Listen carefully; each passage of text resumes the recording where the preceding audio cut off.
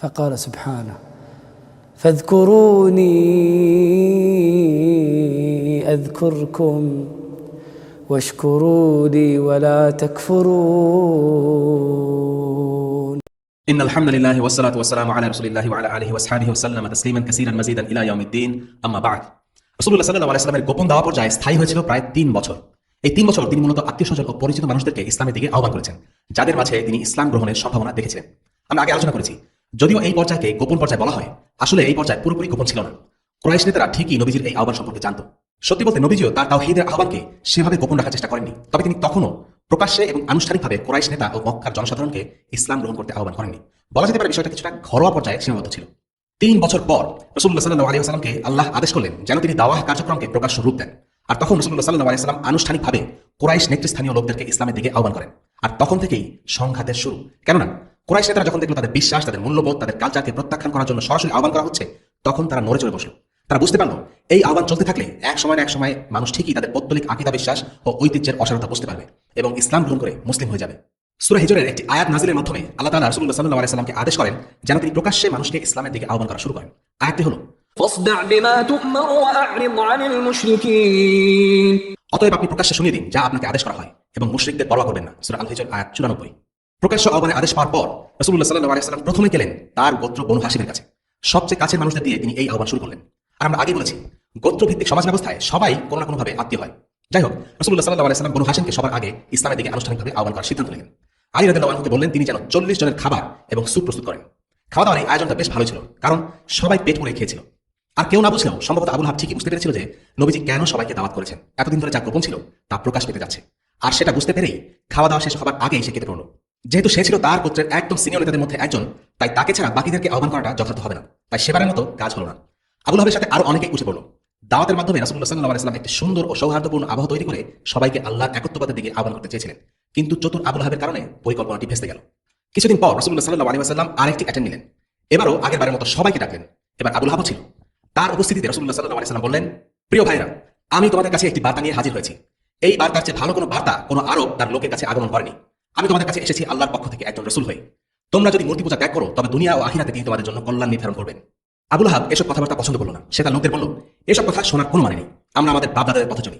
এই যুবক কোথা থেকে এসেছে, কি সব নিয়ে? এই ঘটনায় আবুল আহাব ছাড়া রাসূলুল্লাহ সাল্লাল্লাহু আলাইহি ওয়াসাল্লামের আত্মীয়রা তার আহ্বানকে সেভাবে প্রত্যাখ্যান করেনি, আবার গ্রহণও করেনি। তবে বিষয়টা খুব সিরিয়াস আকার ধারণ করে যখন আল্লাহ রাসূল সাল্লাল্লাহু আলাইহি ওয়াসাল্লাম সাফা পাহাড়ের উপর উঠে সবাইকে আহ্বান করেন।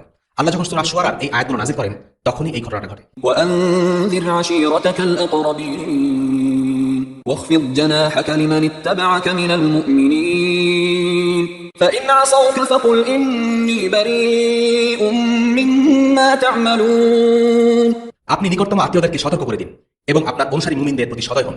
যদি তারা আপনার অবাধ্য করে তবে বলে দিন, তোমরা যা করো তা থেকে আমি মুক্ত। সূরা আশ-শুআরা আয়াত 214 থেকে 216। আপনি নিকটতম আত্মীয়দেরকে সতর্ক করে দিন। এই আয়াতটি যখন নাযিল হলো, তখন মুহাম্মদ সাল্লাল্লাহু আলাইহি ওয়াসাল্লাম বেরিয়ে পড়লেন এবং আস-সাফা পাহাড়ে উঠে বলে উঠলেন, ওয়া সুবহা। ওয়া সুবহা বলাটা সে যুগে ঘন্টা বা সাইরেন বাজানোর মতো একটি বিষয় ছিল। খুব গুরুতর কোনো ঘটনা ঘটলে এই কথাটি বলা হতো। কাজেই যারা এটা ডাক শুনতে পেল তারা তার দিকে চলে গেল এবং যারা যেতে পারছিল না তারা অন্য কাউকে পাঠিয়ে দিল তিনি কি বলেন তা শুনে আসার জন্য। যখন সবাই একত্রিত হলো, রাসূলুল্লাহ সাল্লাল্লাহু আলাইহি ওয়াসাল্লাম তাদেরকে জিজ্ঞেস করলেন, আমি যদি তোমাদেরকে বলি এই পাহাড়ের পেছনে এক সৈন্যবাহিনী অপেক্ষা করছে তোমাদের অতর্কিতে হামলা করার জন্য, তোমরা কি তা বিশ্বাস করবে? তারা বলল, আমরা তো কখনো আপনাকে মিথ্যা বলতে শুনিনি। নবীজি তখন বললেন, আমি এসেছি তোমাদেরকে এক কঠিন শাস্তির ব্যাপারে সতর্ক করতে। যদি তোমরা বিশ্বাস না করো তাহলে তা তোমাদের উপর আপতিত হবে। পুরো বিষয়টা কল্পনা করা যাক। দিনের আলোতে রাসূলুল্লাহ সাল্লাল্লাহু আলাইহি ওয়াসাল্লাম দাঁড়িয়ে আছেন পাহাড়ের উপরে। সবাই তাকে দেখছে, তিনি সবাইকে দেখছেন। তিনি প্রথমেই তাদেরকে জিজ্ঞেস করলেন তার চরিত্রের ব্যাপারে, তাদের স্মরণ করিয়ে দিলেন তার বিশ্বস্ততা ও আস্থাশীলতার কথা। তারা নিজেরাই সাক্ষ্য দিল রাসূলুল্লাহ সাল্লাল্লাহু আলাইহি ওয়াসাল্লাম একজন উত্তম চরিত্রের মানুষ, তাকে তারা বিশ্বাস করে। রাসূলুল্লাহ সাল্লাল্লাহু আলাইহি ওয়াসাল্লাম প্রথমে তার আহ্বানকে মানুষের কাছে পৌঁছে দেওয়ার জন্য একটি চমৎকার আবহ তৈরি করলেন। দিনের আলোয় প্রকাশ্যে সবাই সাক্ষী দিল তিনি একজন সত্যবাদী। তিনি তাদের সাথে তার পূর্ব অভিজ্ঞতা আর সম্পর্ককে তুলে ধরলেন যেন তাদের জন্য তার আহ্বানকে মেনে নেওয়া সহজ হয়। আর এরপরেই তিনি তাদের আহ্বান করলেন যেন তারা আল্লাহর উপর ঈমান আনে এবং তাকে রাসূল হিসেবে মেনে নেয়। রাসূলুল্লাহ এরপর নাম ধরে একে একে সবগুলো গোত্রকে আহ্বান করতে লাগলেন। তিনি শুরু করলেন সবচেয়ে দূরের গোত্রের নাম ডেকে, এরপর একে একে ডাকতে থাকলেন। শেষ করলেন তার গোত্র বনু হাশিমের নামে। এরপর তিনি ডাকলেন তার চাচাদের, একে একে সবার নাম ডাকলেন, আর শেষ করলেন তার মেয়ে ফাতিমার নাম ধরে। তাদের বললেন, তোমাদের নিজেদেরকে নিজেদেরই রক্ষা করতে হবে, কিয়ামতের দিন আমি তোমাদের কোনো উপকার করতে পারবো না।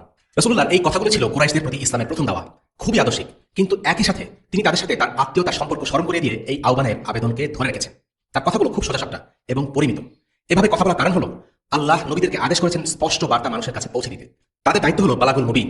এর অর্থ হলো ইসলামকে মানুষের সামনে অস্পষ্টভাবে ঘুরিয়ে পেঁচিয়ে এদিক ওদিক করে রাগ ঢাক রেখে কিছুটা গোপন করে কিছুটা প্রকাশ করে চিনি মাখিয়ে উপস্থাপন করা যাবে না। দুর্ভাগ্যজনকভাবে আজকে আমরা যখন মানুষের কাছে ইসলামের দাওয়াত পৌঁছে দিচ্ছি, আমাদের দাওয়াতে শ্রোতাদের মনে বিভ্রান্তির জন্ম হয়। কিন্তু রাসূলুল্লাহ সাল্লাল্লাহু আলাইহি ওয়াসাল্লাম তার দাওয়াতে কোনো সন্দেহের অবকাশ রাখেননি। তার কথা শুনে শ্রোতারা পরিষ্কার বুঝতে পেরেছিল যে যদি তারা তাকে বিশ্বাস করে তাহলে জান্নাতে যাবে, আর অবিশ্বাসে জাহান্নাম। যাই হোক, রাসূলুল্লাহ সাল্লাল্লাহু আলাইহি ওয়াসাল্লাম সবাইকে ডাকলেন এবং তারা ভাবলো নিশ্চয়ই খুবই জরুরি এবং গুরুত্বপূর্ণ ব্যাপারে ডাকা হচ্ছে। বিষয়টি আসলে গুরুত্বপূর্ণ ছিল, কিন্তু তার অনুধাবনের ক্ষমতা সকলে ছিল না। তার আপন চাচা আবুল হাব বলে উঠল, তোমার সারাদিন মাটি হোক, এই কথা বলতে তুমি আমাদেরকে ডেকেছো? আবুল হাব প্রচন্ড বিরক্ত হলো, কারণ তাকে তার কাজ ছেড়ে এসে এসব কথা শুনতে হয়েছিল। ব্যবসার ব্যস্ত সময়ে কেনা বেচা ছেড়ে রাসূল সাল্লাল্লাহু আলাইহি ওয়াসাল্লামের কথা শোনা ছিল তার জন্য নিতান্তই অগুরুত্বপূর্ণ একটা ব্যাপার। আবুল হাবদের মতো লোকদের কাছে কাজ ফেলে জীবন, মৃত্যু, ধর্ম এবং আধ্যাত্মিকতা নিয়ে কথা শোনা সময় নষ্ট ছাড়া আর কিছুই নয়। সে ছিল প্রচন্ড দুনিয়াবী। ওই সময়টা তার কাছে নিছকই টাকা কামানোর সময়। এমন ভাবনা তার একা নয়, মুসলিমদের মধ্যেও তার মতো অনেকেই আছে। তারা ধর্মীয় বিষয়ে কথা বলাকে স্রেফ সময় নষ্ট জ্ঞান করে। তারা শুধু সেই কাজে ও কথায় মন দেয় যা তাদেরকে দুনিয়াতে উপকার করবে, কিন্তু দুনিয়ার পরের জীবনে কি তাদের উপকারে আসবে সেটা জানার সময় তাদের হয়ে ওঠে না। টাকাই তাদের ধর্ম। আবুল হাবের প্রসঙ্গে সূরা আল-আহজাবের প্রথম 2 আয়াতে আল্লাহ সুবহানাহু ওয়া তাআলা বলেন, ধ্বংস হোক আবুল হাবের উভয় হাত, আর সে নিজেও ধ্বংস হোক। তার ধন সম্পদ এবং যা সে অর্জন করেছে তা তার কোনো কাজে আসবে না। আল্লাহ তাআলা বলছেন, তার এই সম্পদ, অর্থ কোনো কাজেই আসবে না। যারা দুনিয়ার পেছনে ছুটে বেড়ায়, দুনিয়া তাদের কোনো কাজে আসবে না যদি না তারা ইসলামের আলোকে জীবনযাপন করে। এই সূরাটি কোরআনের একটি মিরাকলের প্রমাণও বটে। কেননা এই আয়াতে বলছে আবুল হাব ও তার স্ত্রী জাহান্নামে যাবে, আর এই আয়াত যখন নাজিল হয় তখন তারা বেঁচে ছিল। যদি কোরআনকে ভুল প্রমাণ করতে চাইতো, তারা মুসলিম হয়ে গেলেই তা তারা করে ফেলতে পারতো। কেননা কোরআন বলছে তারা জাহান্নামী হবে, আর তারা মুসলিম হয়ে গেলে এই কথা মিথ্যা হয়ে যায়। কিন্তু না, তারা মৃত্যুর আগ পর্যন্ত কাফের ছিল, আর সেই অবস্থাতেই মৃত্যুবরণ করে। এবারে আলোচনা করা যায় রাসূলুল্লাহ সাল্লাল্লাহু আলাইহি ওয়াসাল্লামের এই আহ্বানে কুরাইশদের প্রতিক্রিয়া কি ছিল। প্রথমে তারা চেষ্টা করলো আবু তালিবকে নিজেদের পক্ষে টানার। নবী ছিলেন বনু হাশিমের, আর বনু হাশিমের নেতা ছিলেন তার চাচা আবু তালিব। তারা ভাবলো আবু তালিবকে চাপ দিয়ে যদি নিজেদের পক্ষে টানা যায় তাহলে নবীজিকেও থামানো যাবে। প্রথমে আবু তালিব চাচ্ছিলেন বিষয়টা কিছুটা এড়িয়ে যেতে। তিনি চাচ্ছিলেন না তার গোত্রের লোকদের সাথে তার সম্পর্ক খারাপ হোক। যখন তারা নবীজির ব্যাপারে অভিযোগ করতে লাগলো, তিনি প্রথমে তাদের কথা শুনলেন আর তাদের সাথে ভালো ব্যবহার করে তাদের শান্ত করলেন। কিন্তু এভাবে কতদিন? কারণ রাসূলুল্লাহ সাল্লাল্লাহু আলাইহি ওয়াসাল্লামের দাওয়া ক্রমেই গতিশীলতা অর্জন করছে এবং সমাজের মানুষ তার দাওয়ার প্রতি আকৃষ্ট হচ্ছে। এক পর্যায়ে তারা আবু তালিবের উপর খুব চাপাচাপি করতে লাগলো। মুহাম্মাদের একটা বিহিত করতেই হবে, মুহাম্মাদের ব্যাপারে একটা ব্যবস্থা আবু তালিবকে নিতেই হবে। আবু তালিবের উপর যে মানসিক চাপ ছিল তা সহজেই অনুমান করা যায়। তৎকালীন আরবে গোত্র ছিল সব, কেউ চাইতো না নিজ গোত্রের চোখে অপছন্দনীয় হতে। আর নেতা হিসেবে জনপ্রিয়তা ধরে রাখার একটা বিষয় তো আছেই। আবু তালিবকে যখন তার অনুসারীরা চাপাচাপি করছিল, সেটা তার জন্য খুব সহজ বিষয় ছিল না, বিশেষ করে যখন তার নিকট আত্মীয়রাই তাকে বলছে তার আপন ভাতিজার ব্যাপারে ব্যবস্থা নেওয়ার জন্য। আবু তালিব প্রথমে চাইছিলেন ইমোশনাল ব্ল্যাকমেল করে রাসূলুল্লাহ সাল্লাল্লাহু আলাইহি ওয়াসাল্লামকে কোনোভাবে থামানো যায় কিনা। তিনি বললেন, বাবা দেখো, লোকেরা এসে আমাকে তোমার ব্যাপারে এটা ওটা বলছে, তুমি নিজের ব্যাপারে দয়া করো, আমার প্রতিও একটু দয়া করো, আমাকে এমন পরিস্থিতিতে ফেলে দিও না যা আমি নিতে পারবো না। আর তখনই রাসূলুল্লাহ সাল্লাল্লাহু আলাইহি ওয়াসাল্লাম তার বিখ্যাত উক্তিটি করেন। ঘটনাটা শোনা যাক আবু তালিবের ছেলে আকিলের মুখে। আকিল বর্ণনা করেন, একদিন কুরাইশের লোকেরা বাবার কাছে এসে খুব হইচই লাগিয়ে দিল। বলল, তোমার ভাতিজা মুহাম্মদ আমাদের সভা সমাবেশে বাধা দিচ্ছে, 10 পদের ঝামেলা পাকাচ্ছে, তাকে বলে দিও আমাদের থেকে সাবধান, তাকে যেন ধারে কাছেও আর না দেখি। বাবা আমাকে ডেকে বললেন, মুহাম্মদকে ডেকে আনো। আমি ভাইকে খুঁজতে বেরোলাম, একটা ছোট্ট তাঁবুর মধ্যে তাকে খুঁজে পেলাম। রাসূলুল্লাহ সাল্লাল্লাহু আলাইহি ওয়াসাল্লাম বাবার সাথে দেখা করতে এলেন। বাবা বললেন, লোকেরা তোমার নামে অভিযোগ এনেছে, তুমি নাকি তাদের সবাই বাধা দিচ্ছ, কি সব ঝামেলা পাকাচ্ছ, তুমি কেন এসব করছো? আবু তালিব রাসূলুল্লাহ সাল্লাল্লাহু আলাইহি ওয়াসাল্লামের সাথে ধমকে সুরে কথা বলছিলেন না। হুকুম দেওয়ার উদ্দেশ্যে তিনি তার ভাতিজাকে ডাকেননি, বরং ভাতিজার জন্য যা ভালো হবে বলে মনে হয়েছে তেমনটাই পরামর্শ দেওয়ার জন্য ডেকেছিলেন। রাসূলুল্লাহ সাল্লাল্লাহু আলাইহি ওয়াসাল্লাম আকাশের দিকে তাকিয়ে বললেন, চাচা আপনি কি সূর্য দেখতে পাচ্ছেন? হ্যাঁ দেখতে পাচ্ছি। এই সূর্যের তাপ থেকে আমাকে রক্ষা করতে আপনি যতটা অপারগ, আমার এই দাওয়াতি কাজ থামিয়ে দিতেও আমি ততটাই অপারগ। ইসলাম ছিল রাসূলুল্লাহ সাল্লাল্লাহু আলাইহি ওয়াসাল্লামের জীবনের মিশন। এই মিশন থেকে সরে আসার কথা তিনি ভাবতেও পারতেন না। অপেক্ষাকৃত দুর্বল একটি বর্ণনা এসেছে, রাসূলুল্লাহ সাল্লাল্লাহু আলাইহি ওয়াসাল্লাম বলেছেন, যদি তারা আমার ডান হাতে সূর্য আর বাম হাতে চাঁদ এনে দেয়, তবুও আমি এই কাজ থেকে বিরত থাকবো না যতক্ষণ না পর্যন্ত আল্লাহ স্বয়ং এই বিষয়ে ফয়সালা করে দেন অথবা আমার মৃত্যু হয়। তার চাচা আবু তালিব ঠিকই জানতেন তার ভাতিজা মুহাম্মদ সত্য নবী। ভাতিজার কথা মাঝে দৃঢ়তা দেখে উত্তরে তিনি বললেন, আমার ভাতিজা তুমি সত্য বলছো, আমি তোমাকে বিশ্বাস করি, এগিয়ে যাও এবং নিজের মিশন পূর্ণ করো। আবু তালিব বুঝতে পেরেছিলেন তার ভাতিজাকে এই কাজ থেকে বিরত রাখা সম্ভব না, তাই তিনি নবীজি সাল্লাল্লাহু আলাইহি ওয়াসাল্লামকে সব রকম ভাবে সাহায্য সহযোগিতা করতে সম্মত হন। কিন্তু কুরাইশ নেতৃবৃন্দ সহজে হাল ছাড়ল না, তারা আবু তালিবের কাছে বারবার যেতে লাগলো। তার সাথে দ্বিতীয় আরেকটি ঘটনা আমরা উল্লেখ করব। এবার তার কাছে গেল সমস্ত কুরাইশদের পক্ষ থেকে একটি প্রতিনিধি দল। আগেরবার এসেছিল শুধু তার গোত্র বনু হাশিম, এবার এলো সব গোত্র থেকে প্রতিনিধি। তারা একটা প্রস্তাব নিয়ে এসে বলল, আমরা আমাদের মধ্য থেকে সবচেয়ে সম্ভ্রান্ত যুবককে বাছাই করেছি, আল ওয়ালিদ বিন মুগীরার পুত্র উমারকে। আমরা তাকে তোমার দায়িত্ব দিয়ে দেব, সে তোমার পুত্র হবে এবং এর বিনিময়ে তুমি তোমার ভাতিজাকে আমাদের হস্তগত করবে। আবু তালিব প্রচন্ড রেগে গেলেন, বললেন, এটা কোন ধরনের কথা, কেমন জঘন্য লেনদেন, আমি তোমারটা নিব এবং তুমি আমারটাকে খুন করবে? এবার মুতিম ইবনে আদি দাঁড়িয়ে বলল, হে আবু তালিব, আমার মনে হয় আপনার লোকেরা যতটুকু করতে পেরেছিল তাই অফার করেছে, আপনার এটা মেনে নেওয়া উচিত। মুতিম ইবনে আদি ছিল সবচেয়ে বয়োজ্যেষ্ঠ লোক এবং একজন বিচক্ষণ ব্যক্তি। তিনি কিন্তু হাজরে আসওয়াদ নিয়ে সৃষ্ট বিবাদের একটা সুরাহা প্রস্তাব করেছিলেন।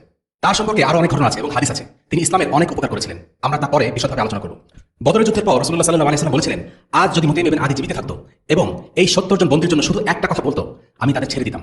কোন মুশরিকের ব্যাপারে রাসূলুল্লাহ সাল্লাল্লাহু আলাইহি ওয়াসাল্লামের এটাই ছিল সর্বোচ্চ প্রশংসা। সুতরাং এরকম একজন বয়োজ্যেষ্ঠ নেতার কুরাইশদের প্রস্তাবে পক্ষ নেওয়াটা একটা বিশাল ব্যাপার ছিল। এই পর্যায়টা ছিল আক্ষরিক অর্থেই আবু তালিব বনাম পুরো মক্কা। কিন্তু আবু তালিব অটল রইলেন এবং মুতিম ইবনে আদির কঠোর সমালোচনা করলেন, বললেন, তোমাদের যা ইচ্ছা করো, আমি আমার অবস্থান থেকে নড়ব না। তিনি কুরাইশদের বিরুদ্ধে কবিতার এক সিরিজ রচনা করলেন। আবু তালিব বেশ ভালো কবিতা লিখতেন, বলা হয় কাবার দেয়ালে ঝুলন্ত কবিতায় তার কবিতা শোভা পেত। আবু তালিবের তেমন কোনো ক্ষমতা না থাকলেও তার এই মর্যাদাবোধ তাকে সেদিন পুরো মক্কার বিরুদ্ধে বলা যায় জয় এনে দিয়েছিল। শেষ পর্যন্ত কুরাইশদের এই উদ্যোগও ভেস্তে যায়। কুরাইশদের চাপ প্রয়োগ সত্ত্বেও রাসূলুল্লাহ সাল্লাল্লাহু আলাইহি ওয়াসাল্লাম তার দাওয়া কার্যক্রম চালিয়ে যেতে থাকেন, শুধু আত্মীয় বা নিজ গোত্র নয়, মক্কার সবাইকে। একটা পর্যায়ে তিনি মক্কায় আগত হাজিদেরকেও ইসলামের দিকে আহ্বান করেন, যেন তার দাওয়া মক্কার ভিতর সীমাবদ্ধ না থেকে সব দিকে ছড়িয়ে পড়ে। তার এই আহ্বানকে রুখে দেওয়ার জন্য কুরাইশদের প্রতিক্রিয়া ছিল বহুমাত্রিক। এক এক পর্যায়ে তারা এক এক রকম প্রতিক্রিয়া দেখিয়েছিল। তাদের স্ট্র্যাটেজিকে কয়েক ভাগে ভাগ করা যেতে পারে। একটি দিক হলো রাসূলুল্লাহ সাল্লাল্লাহু আলাইহি ওয়াসাল্লামের ব্যক্তিত্বকে আক্রমণ করা।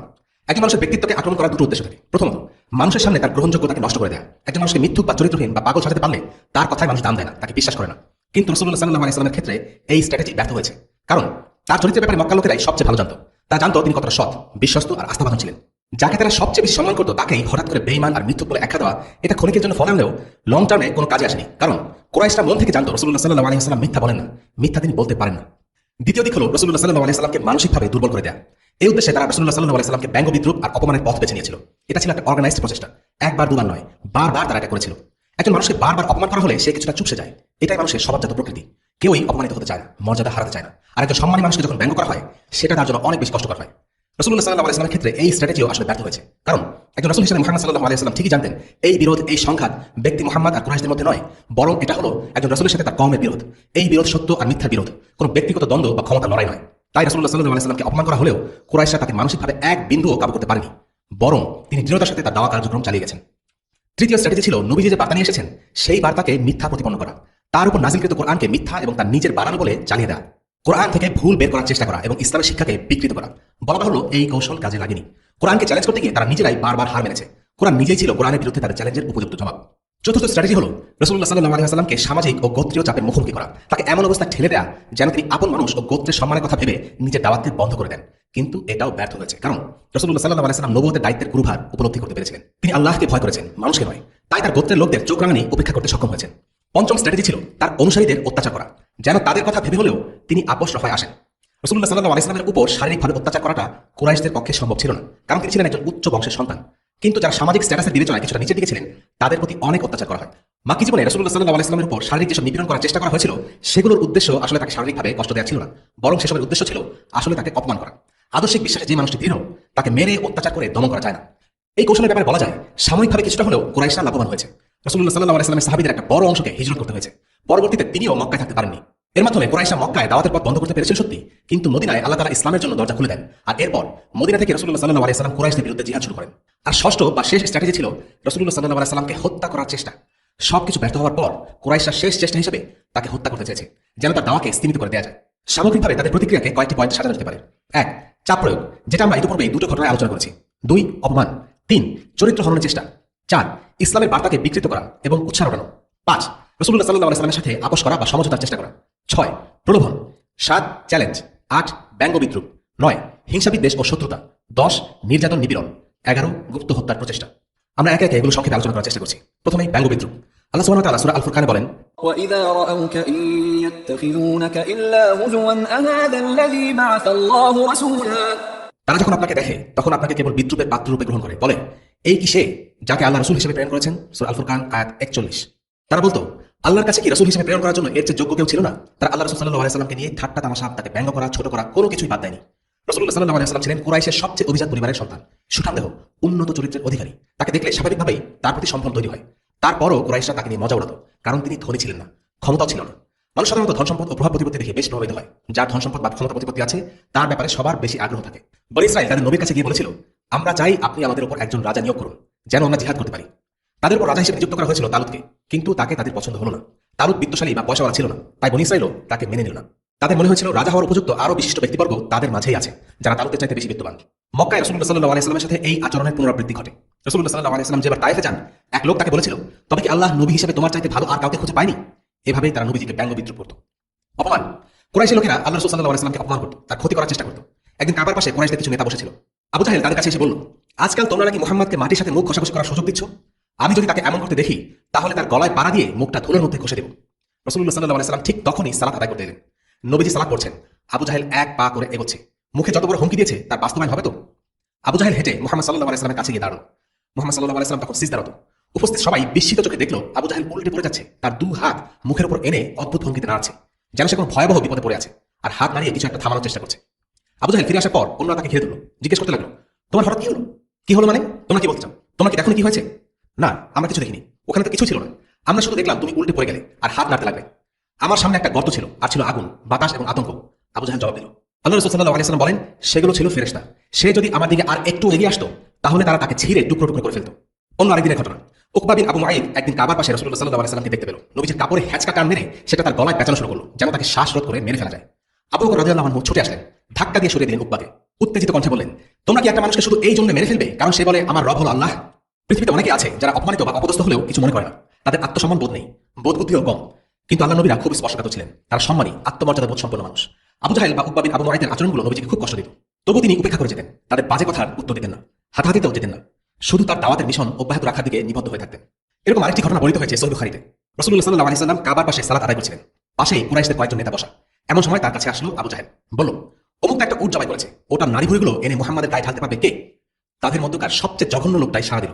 এই জঘন্য লোকটি হলো উকবা বিন আবু মুআইদ। সে উঠে গিয়ে উটের নারী ভুঁড়ি জোগাড় করে আনলো, এরপর ঘাপটি মেরে বসে থাকলো কখন রাসূলুল্লাহ সাল্লাল্লাহু আলাইহি ওয়াসাল্লাম সিজদায় যান সেই আশায়। আল্লাহ রাসূল সিজদায় যাওয়া মাত্র নারী ভুঁড়ির দলা চাপিয়ে দিল তার পিঠের উপর। রাসূলুল্লাহ সাল্লাল্লাহু আলাইহি ওয়াসাল্লাম স্থির হয়ে সিজদাতেই পড়ে থাকলেন, যেন তার সাথে কিছুই হয়নি। মেয়ে ফাতিমা রাদিয়াল্লাহু আনহা দূর থেকে দেখতে পেয়ে দৌড়ে বাবার কাছে ছুটে আসলেন, বাবার কাঁধে চেপে থাকা ময়লা আবর্জনাগুলোকে দু হাতে সরিয়ে দিলেন। নবীজির সালাত শেষ হলো, তিনি কুরাইশদের কিছুই বললেন না, শুধু জোরে জোরে একটি দোয়া করলেন, হে আল্লাহ, শাস্তি দাও আবু জাহেল, উতবা বিন রাবিয়া, শায়বা বিন রাবিয়া, আল ওয়ালিদ বিন উতবা, উমাইয়া বিন খালাফ আর উতবা বিন আবি মুআইদকে। এইভাবে একে একে 7 জন ব্যক্তির বিরুদ্ধে নাম ধরে দোয়া করলেন রাসূলুল্লাহ সাল্লাল্লাহু আলাইহি ওয়াসাল্লাম। হাদিসের বর্ণনাকারী সপ্তম জনের নাম মনে করতে না পারায় এখানে শুধু 6টি নাম বলা হলো। আব্দুল্লাহ বিন মাসউদ রাদিয়াল্লাহু আনহু বলেন, আমি নিজের চোখে দেখেছি এই 7 জনের প্রত্যেককে বদরের যুদ্ধে হত্যা করা হয়েছে। আল্লাহ তাআলা নবীজির দোয়া কবুল করেছিলেন। নেক্সট হলো চরিত্র হননের চেষ্টা বা ক্যারেক্টার অ্যাসাসিনেশন। কুরাইশরা আল্লাহ রাসূল সাল্লাল্লাহু আলাইহি ওয়াসাল্লামকে বিভিন্ন আজে বাজে নামে ডাকতো। তারা বলে, ولكم فيها جمال حين تريحون وحين تسرحون। ওহে, যার প্রতি কোরআন নাযিল হয়েছে তুমি তো আলবত একজন উম্মাদ। সূরা হিজর আয়াত 6। উম্মাদ বা পাগল ডাকার পাশাপাশি জাদুকর, মিথ্যুক এসব বলেও সম্বোধন করতো। কুৎসা রটনার জন্য যা মুখে আসতো তাই বলতো, কিছুই বাকি রাখেনি। তার চাচ্ছিল রাসূলুল্লাহ সাল্লাল্লাহু আলাইহি ওয়াসাল্লামের নামে কুৎসা রটিয়ে তার ভাবমূর্তিকে নষ্ট করে দিতে, লোকে যেন তার কথায় পাত্তা না দেয়, তাহলেই ইসলামের প্রচার প্রসার থেমে যাবে। এভাবে চরিত্র হননের মাধ্যমে তারা নিয়ে আসা ইসলামের বার্তাকে ধ্বংস করে দিতে চাইছিল কুরাইশরা। আল্লাহ সুবহানাহু ওয়া তাআলা বলেন, قد نعلم إنه ليحزنك الذي يقولون فإنهم لا يكذبونك ولكن الظالمين بآيات الله يجحدون। আমি অবশ্যই জানি তারা যা বলে তা আপনাকে কষ্ট দেয়, কিন্তু তারা তো আপনাকে অস্বীকার করে না, বরং জালিমরা আল্লাহর আয়াতকে অস্বীকার করে। সূরা আল-আনআম আয়াত 33। তারা বস্তুত ব্যক্তি মুহাম্মদ সাল্লাল্লাহু আলাইহি ওয়াসাল্লামকে প্রত্যাখ্যান করেনি, মনের গভীরে তারা বিশ্বাস করত যে মুহাম্মদ সত্যি কথাই বলছেন, কিন্তু তারপরও তারা তার বিরোধিতা করেছে, কারণ তাদের সমস্যা ছিল ইসলাম। নিজেদের ধর্ম বাদ দিয়ে ইসলামকে তারা কোনো ক্রমেই মেনে নিতে চায়নি। ওয়ারাকা বিন নওফালের সতর্কবাণী যেন সত্যি হয়ে উঠছিল। নবুয়তের একেবারে প্রথম দিকে তিনি রাসূলুল্লাহ সাল্লাল্লাহু আলাইহি ওয়াসাল্লামকে বলেছিলেন, তোমাকে তোমার দেশ থেকে তাড়িয়ে দেওয়া হবে। সেদিন এই কথা শুনে রাসূলুল্লাহ চমকে উঠেছিলেন। তিনি জানতেন মক্কার লোকেরা তাকে অন্তর দিয়ে ভালোবাসে, শ্রদ্ধা করে। কিন্তু ওয়ারাকার অমোঘ বাণীর মতো করে বললেন, যে ব্যক্তি দিনের এই বার্তা নিয়ে আসবে তার বিরুদ্ধে যুদ্ধ করা হবে। মক্কার বাজারগুলো তখন কেবলমাত্র ব্যবসা বাণিজ্য কিংবা কেনাকাটার জায়গা নয়, বরং এগুলো তাদের জন্য সাংস্কৃতিক কেন্দ্র বটে। সেখানে কাব্য চর্চা চলতো বক্তৃতার চর্চা, সেরা কবিতাকে সসম্মানে ঝুলানো হতো আল কাবার দেয়ালে। এগুলোকে বলা হতো আল মুআল্লাকাত বা ঝুলানো কবিতা। আল্লাহ রাসূল সাল্লাল্লাহু আলাইহি ওয়াসাল্লাম এই বাজারগুলোতে এসেই দাওয়া দিতেন, সাধারণ জনতাকে বোঝাতেন ইসলামের কথা। ইমাম আহমদ বর্ণনা করেছেন যে রবিআ বিন হাত্তাব বলেন, আমি আল্লাহ রাসূলকে জুল মাজাজের বাজারে দেখেছি। তিনি লোকদের ডেকে বলেছিলেন, তোমরা বলো আল্লাহ ছাড়া আর কোনো ইলাহ নেই, তাহলেই তোমরা সফলকাম হবে। রাসূলুল্লাহর সাথে নতুন নতুন লোকের দেখা হতো আর তিনি একই কথার পুনরাবৃত্তি করতেন। হঠাৎ এক লোক তার পিছু নিল। রাসূলুল্লাহ যার সাথে কথা বললেন সেই লোক পিছন পিছন গিয়ে তাকে বলে আসতো, এই লোককে অর্থাৎ মুহাম্মদকে বিশ্বাস করো না, সে একটা মিথ্যুক। আমি জিজ্ঞেস করলাম, এই লোকটি কে? তারা আমাকে বলল, সে তার চাচা আবু লাহাব। রবিআ বিন হাত্তাব মক্কার অধিবাসী ছিলেন না, তাই তিনি আবু লাহাবকে চিনতেন না। এই ঘটনা বলে দেয় মুহাম্মদ সাল্লাল্লাহু আলাইহি ওয়াসাল্লামের জন্য দাওয়াতের কাজ চালিয়ে যাওয়া কি ভয়াবহ দুঃসাধ্য ছিল। তিনি যা কিছু করতেন আবু লাহাব সেটা ফেস্তে দিত। সাধারণত কাজের ফল মানুষের মনে লেগে থাকার উৎসাহ জাগায়, আর্থিক প্রতিদান, সমাজের কাছে স্বীকৃতি, নেতাকর্মীদের কাছ থেকে পাওয়া সহায়তা ইত্যাদি। অন্তত কিছু একটা বিনিময়ের আশা নিয়েই মানুষ খাটতে থাকে। আশানুরূপ বিনিময় না পেলে মানুষের কাজের ইচ্ছা মরে যায়, প্রেরণা থাকে না, এক সময় সে ক্ষান্ত দেয়। প্রতিদানের আশা না করেই কোনো কাজ করে যাওয়া খুব কঠিন।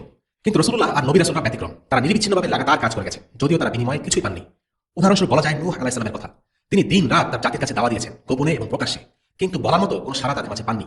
চোখের সামনে বিরোধিতাকারী এক জাতিকে নিয়েও তিনি দাওয়া করে গেছেন সুদীর্ঘ 950 বছর। এমন আরেকটি ঘটনা বর্ণনা করেছেন ইমাম বাইহাকী রাহিমাহুল্লাহ। হজের মৌসুম সবে শুরু। আল ওয়ালিদ বিন মুগীরা সে সময় কুরাইশদের একজন বয়োজ্যেষ্ঠ মুরব্বী। সে কুরাইশ নেতাদের নিয়ে মিটিং ডাকলো, বলল, হজের মৌসুম আসছে, আরবের প্রতিনিধিরা কিছুদিন পরেই এখানে জমায়েত হবে। আসো সবাই মিলে মুহাম্মাদের ব্যাপারে একটা সিদ্ধান্তে আসি। এই বিষয়টি নিয়ে আমাদের মধ্যে কোনো মতপার্থক্য থাকা যাবে না। তার বক্তব্যের মূল উদ্দেশ্য ছিল যে মুহাম্মাদের ব্যাপারে একটা হেনস্থা করা। হজের সময় মক্কায় অনেক লোকের সমাগম হবে, আর মুহাম্মাদও এই সুযোগ হাতছাড়া করবে না, তাদের কাছে ইসলামের বার্তা নিয়ে যাবে। তাই মুহাম্মাদের ব্যাপারে তারা সবাই কি বলবে সে বিষয়ে সর্বসম্মত বক্তব্যে পৌঁছানো জরুরি ছিল। এক একজন এক এক রকম কথা বললে কোনো লাভ হবে না। কেউ বলবে সে মিথ্যুক, কেউ বলবে সে পাগল, কেউ বলবে জাদুকর। এভাবে না করে বরং সবাই মিলে একই অপবাদ দিলে লোকে বেশি বিশ্বাস করবে। কুরাইশরা ওয়ালিদ বিন মুগীরাকে বলল, আপনি বলেন কি করা যায়? আপনি যেটা বলবেন আমরা সেটাই সবাইকে বলবো। আমি তোমাদের মুখে শুনতে চাই, জবাব দিল মুগীরা। আমরা বলবো যে সে একজন জ্যোতিষী। না, সে জ্যোতিষী নয়, আমি জ্যোতিষী দেখেছি, তার মধ্যে জ্যোতিষীদের বৈশিষ্ট্য নেই, সে তাদের মতো অন্তঃশাসূন্য কথা বলে না। তাহলে আমরা বলবো সে পাগল, বদ্ধ উন্মাদ। আমি পাগলও দেখেছি এবং তাদের প্রকৃতিও দেখেছি। সে তাদের মতো অপ্রকৃতিস্থ আচরণ করে না, অসংলগ্ন কথা বলেও বেড়ায় না। সে উম্মাদ নয়। উম্মাদ কাকে বলে আমরা জানি। তাহলে আমরা বলবো সে একজন কবি? না না, সে কোনো কবি নয়। আমরা সব রকম ছন্দের কবিতায় চিনি, সে যা বলে তা কোনো কবিতা না। তাহলে আমরা বলি যে সে একজন জাদুকর? এই প্রস্তাবে ওয়ালিদ রাজি হলো না, বলল সে কোনো জাদুকর নয়। আমরা জাদুকর দেখেছি এবং তাদের জাদু কৌশল দেখেছি। সে ঝাড়ফুঁক করে না, জাদুটনা করে না। কুরাইশি নেতারা একে একে সম্ভাব্য সকল অপবাদ পেশ করলো, কিন্তু ওয়ালিদ বিন মুগীরা বলল না, এগুলো বলে কোনো লাভ হবে না। তাহলে আপনি বলে দিন আমরা তার ব্যাপারে কি বলবো? ওয়ালিদ অনেকক্ষণ চিন্তা করলো, বলল আল্লাহর কসম করে বলছি তার কথা বড় মিষ্টি, কি যেন গভীর তাৎপর্য আছে তার কথায়। তোমরা তাকে নিয়ে যেটাই বলো না কেন, কেউ তোমাদের কথা বিশ্বাস করবে না। তবে তার সম্পর্কে কথা বলতে পারো তিনি একজন জাদুকর। তিনি যেসব কথা পেশ করেছেন তা স্রেফ জাদু। তার কথা শুনলে পিতা পুত্র, ভাই ভাই, স্বামী স্ত্রী এবং গোত্র ও তার সদস্যদের মাঝে বিরোধ লেগে যায়। কোরআনে আল্লাহ তাআলা এই ঘটনাটি উল্লেখ করেছেন। إنه فكر وقدر فقتل كيف قدر ثم قتل كيف قدر ثم نظر ثم عبس وبسر ثم أدبر واستكبر فقال إن هذا إلا سحر يؤثر إن هذا إلا قول البشر। সে সত্য গ্রহণের ব্যাপারটা কিছুটা চিন্তাও করেছিল, তারপর আবার নিজের গোড়ামিতে ডুবে থাকার সিদ্ধান্ত নিল। তার উপর অভিশাপ, কেমন করে সে সত্য জানার পরেও বিরোধিতার সিদ্ধান্ত নিল। তার উপর আবার অভিশাপ, সে কিভাবে এমন সিদ্ধান্ত নিল। সে একবার উপস্থিত লোকদের দিকে চেয়ে দেখল, অহংকার ও দম্ভ ভরে সে ভ্রু কুঁচকাল এবং মুখটা বিকৃত করে ফেলল। অতঃপর সে পিছনে ফেলল এবং অহংকার করল। এরপর বলল, এটা তো লোক পরম্পরায় প্রাপ্ত জাদুবিদ্যার খেল ছাড়া কিছুই নয়, এটা তো মানুষের কথা। সূরা মুদ্দাসসির আয়াত 18 থেকে 25। এরপর ইসলামকে বিকৃত করে উপস্থাপন করা। আর নাজার বিন হারিস পারস্য গিয়ে গল্প শিখে আসতো। সেখান থেকে মক্কা ফিরে এসে সে লোকদের দেখে বলতো, আমার কাছে আসো, আমার কাছে আসলে আরো ভালো কাহিনী শুনতে পাবে। সে লোকজনকে বলতো, মুহাম্মদ সাল্লাল্লাহু আলাইহি ওয়াসাল্লামের বার্তা আসলে কেচ্ছা কাহিনী দিয়ে ভরা, ওসব হচ্ছে গল্প কথা যার কোনো ভিত্তি নেই। আল্লাহ নবীদের সাথে আসলে কি হয়েছিল তা কি কেউ জানে? মুহাম্মদ যা বলছে সেসব বানোয়াট রূপকথার গল্প। আল্লাহ সুবহানাহু ওয়া তাআলা বলেন, وقالوا أساطير الأولين اكتتبها فهي تملى عليه بكرة وأصيلا। আর তারা বলে এগুলো তো পুরোকালের রূপকথা, এসব সে লিখে নিয়েছে, আর এগুলো তার কাছে পাঠ করা হয় সকাল ও সন্ধ্যায়। সূরা ফুরকান আয়াত 5। আপোষ এবং সমঝোতা। কুরাইশি লোকেরা আল্লাহ রাসূল সাল্লাল্লাহু আলাইহি ওয়াসাল্লামের সাথে আপোষের চেষ্টা করেছে। নবীজির কাছে এসে বলল, আসুন আমরা একটা চুক্তি করি, আমরা এই শর্তে রাজি যে আপনি একদিন আমাদের দেবদেবীর ইবাদত করবেন আর আমরা পরের দিন আল্লাহর ইবাদত করব। রাসূলুল্লাহ সাল্লাল্লাহু আলাইহি ওয়াসাল্লাম তাদেরকে বললেন, তিনি কখনোই এমন কিছুতে রাজি হবেন না। তারা কিছুক্ষণ পর তার কাছে আবার ফিরে আসলো। এবার বলল, আপনার জন্য এবার আগের বারে চেয়েও ভালো প্রস্তাব আছে। আপনি একদিনের জন্য আমাদের দেবদেবীর ইবাদত করবেন, তাহলে আমরা এক সপ্তাহ যাবত আল্লাহর ইবাদত করব। না, রাসূলুল্লাহ আবারও মানা করে দিলেন। এরপর আবার ফিরে এসে তারা আরেকটি প্রস্তাব দিল, বলল, ঠিক আছে, আমরা না হয় 1 মাস ধরে আল্লাহর ইবাদত করব, আপনি শুধু আমাদেরকে একটি দিন হলেও দিন। রাসূলুল্লাহর একই জবাব, না। আল্লাহ তাআলা আয়াত নাযিল করলেন, ودوا لو تدهن فيدهنون। তারা চায় আপনি নমনীয় হন, তবে তারাও নমনীয় হবে। সূরা কালাম আয়াত 9। কুরাইশদের ধর্ম ছিল মানবরচিত, তাদের নিজ হাতে তৈরি। তারা চাইলেই আপোষ করতে পারত, যখন খুশি ধর্মকে নিজের মতো বদলে নিতে পারত। তাদের জন্য এটা কোনো ব্যাপার না। কিন্তু রাসূলুল্লাহর কাছে কোনো বিকল্প ছিল না। এমনকি তারা যদি বলতো রাসূলুল্লাহ মাত্র একদিন দেবদেবীকে পূজার বিনিময়ে তারা সারা বছর আল্লাহর ইবাদত করবে, তারপরও নবীজির সামনে দিনকে ছাড় দেওয়ার কোনো সুযোগ ছিল না। এই ধরনের আপোষ বা সমঝোতা ইসলামের সম্পূর্ণ হার। তোমরা যার ইবাদত করো আমি তার ইবাদত করি না, এবং আমি যার ইবাদত করি তোমরা তার ইবাদতকারী নও। আর তোমরা যার ইবাদত করছো আমি তার ইবাদতকারী হব না, আর আমি যার ইবাদত করি তোমরা তার ইবাদতকারী নও। তোমাদের জন্য তোমাদের দিন আর আমার জন্য আমার দিন। সূরা কাফিরুন আয়াত 1 থেকে 6। কুরাইশের লোকেরা আরো নানাভাবে সমঝোতায় আসার চেষ্টা করলো, কিন্তু কোনোটাই কাজে দিল না। দিনে দিনে তারা আরো খেপে গেল। কিন্তু রাসূলুল্লাহর এক কথা, তিনি কেবল একজন রাসূল, আল্লাহর পাঠানো একজন দাস মাত্র। আল্লাহর দ্বীনের উপর হস্তক্ষেপ করার কোনো অধিকার তিনি রাখেন না। ওয়া সাল্লাল্লাহু আলা সাইয়্যিদিনা মুহাম্মদ ওয়া আলা আলিহি ওয়া সাহবিহি ওয়া সাল্লাম। আলহামদুলিল্লাহি রাব্বিল আলামিন। আসসালামু আলাইকুম।